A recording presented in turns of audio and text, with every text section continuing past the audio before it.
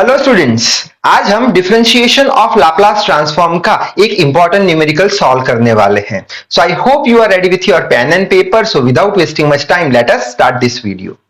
तो सबसे पहले तो ये जो डिफरेंशिएशन ऑफ लाप्लास ट्रांसफॉर्म है वो हमें ये बताता है कि अगर हमारे पास कोई एक फंक्शन है जो कि t रेस टू n के फॉर्म में है और साथ में f ऑफ t है, ऐसा कुछ फंक्शन है कि t रेस टू कुछ पावर होगा और f ऑफ t कुछ फंक्शन होगा, तब ऐसे फंक्शन का हम लाप्लास ट्रांसफॉर्म निकाल सकते हैं इक्वेशन का यूज करके। कौन सा इक्वेशन होगा? वो इक्वेशन है -1 raise to n d raise to n ds raise to n f of s।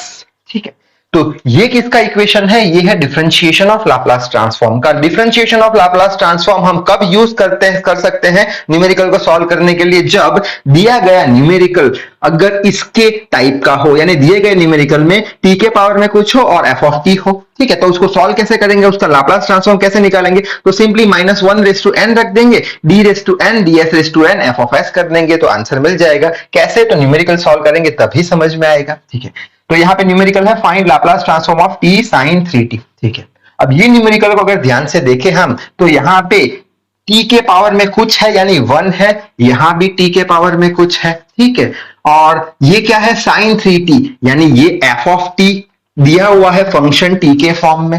तो ये पूरा न्यूमेरिकल अब इसके हिसाब से सॉल्व हो जाएगा, क्योंकि ये फॉर्म अगर हो तो ये इक्वेशन लगेगा, तो वही फॉर्म यहां पे भी है। ठीक है, सॉल्व करते हैं कैसे? पहले तो ये इक्वेशन लिख देते, l t raise to n f of t is equals to -1 raise to n d raise to n divide by ds raise to n f of s। ठीक है, अब दोनों इक्वेशन को कंपेयर कराएंगे। कैसे? ये वाली साइड और ये वाली साइड को कंपेयर अगर कराते हैं तो क्या मिलेगा हमें? यहाँ पे n है, यहाँ पे क्या है? t के पावर में 1 है, यानी मैं बोल दूंगा n का वैल्यू 1 दिया हुआ है। ठीक है, ये f ऑफ t है, f ऑफ t क्या है? यहाँ पे sin 3t है, तो मैं बोल दूंगा f ऑफ t कितना है? sin 3t है। ठीक है, कंपेयर हो गए। अब हमें चाहिए क्या? हमें तो चाहिए f ऑफ s का वैल्यू।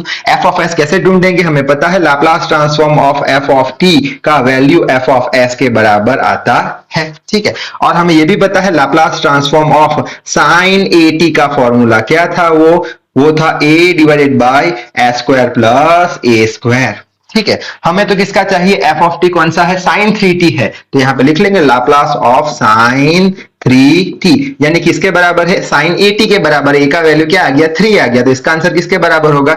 a यानी 3 divided by s square plus a का स्क्वायर यानी 3 3 जा 9। अब ये L ऑफ ft किसके बराबर होता है? f ऑफ s के, तो f ऑफ s हमें मिल गया 3 divided by s square plus 9 के बराबर। ठीक है, यहां तक बात आपको समझ में आ गई होगी। ठीक है, अब सॉल्व करते हैं। L t sin 3t का लाप्लास ट्रांसफॉर्म ढूंढना है तो किसके बराबर होगा? वो इसके बराबर होगा, क्योंकि दोनों का फॉर्म सेम है। तो इसके बराबर यानी -1 रेस टू n का वैल्यू कितना? 1, d रेस टू कितना? 1। ठीक है, n का value 1, ds raise to 1, f of s कितना है? सो वो है 3 divide by s square plus 9 के बराबर है। ठीक है, यहां तक तो बात समझ में आ गई। ठीक है, अब ये क्या हो जाएगा? -1 रेस टू 1, तो माइनस ही आ जाएगा, d by ds of 3 divided by s square plus 9। अब इसका डिफरेंशिएशन कराना पड़ेगा। इसका डिफरेंशिएशन कैसे कराए? तो डिवाइड वाला जो डिफरेंशिएशन था वो रूल अप्लाई करना पड़ेगा। कौन सा? तो हम पढ़ के आए हैं क्या कि ये जो डिफरेंशिएशन अगर हमें लेना है d by ds of f of s by g of s, ठीक है, इसका ऐसा कुछ डिफरेंशिएशन लेना होता है हमें, तो उसका आंसर किसके बराबर आता है? पहले तो डिवाइड में ये जो g ऑफ s है उसका स्क्वायर कर दो। ठीक है, बाद में ऊपर g ऑफ s को एज इट इज रखो, मल्टीप्लाई करो किसको? f ऑफ s को, उसका डिफरेंशिएशन करा के। ठीक है, फिर माइनस साइन लगा दो।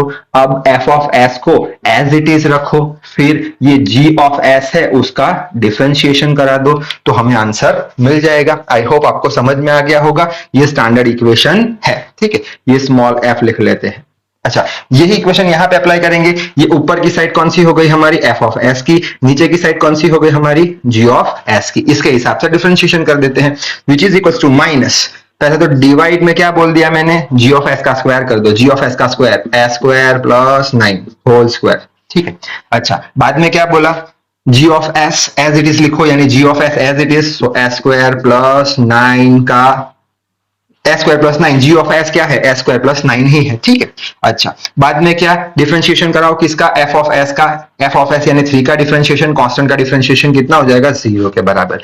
बाद में माइनस साइन लगा दी, ठीक है। अब क्या करो, F of S as it is लिखो, एफ ऑफ एस ये रहा 3 एज इट इज लिखो। अब जी ऑफ एस का डिफरेंशिएशन यानी इसका differentiation with respect to S, तो एस स्क्वायर का क्या हो जाएगा 2s प्लस 9 कांस्टेंट है उसका डिफरेंशिएशन 0, ठीक है। आगे बढ़ते हैं, अब ये वाला पूरा टर्म तो 0 हो जाएगा, 0 से मल्टीप्लाई है इसलिए, ठीक है। तो नेगेटिव साइन आगे, और ये 3 2 6 यानी -6s डिवाइडेड बाय क्या हो जाएगा, ये एस स्क्वायर प्लस 9 का square, which is equal to ये माइनस माइनस प्लस, तो लिख लेंगे plus 6s divided by S square plus 9 का स्क्वायर। तो ये हमारा आ चुका है आंसर।